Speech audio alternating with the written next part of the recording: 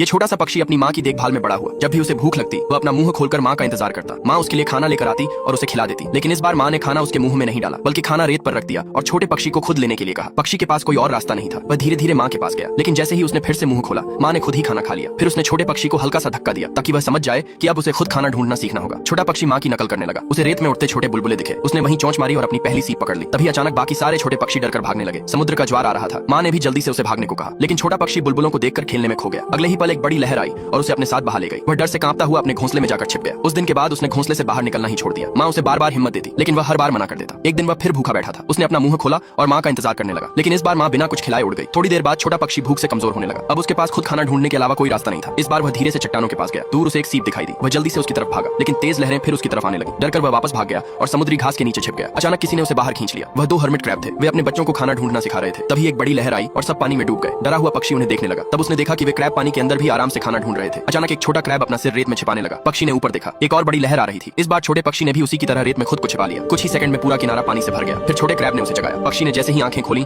वह हैरान रह गया। उसके सामने समुद्र के अंदर की खूबसूरत दुनिया थी। हर तरफ ढेर सारी सीप और खाना पड़ा था। अब उसे समझ आ गया था कि उसकी माँ क्या सिखाना चाहती थी। जहाँ रेत में बुलबुले उठते हैं, वहीं खाना छिपा होता है। जब समुद्र का पानी वापस गया, छोटा पक्षी बहुत खुश था। उसने आखिर अपने डर को हरा दिया था।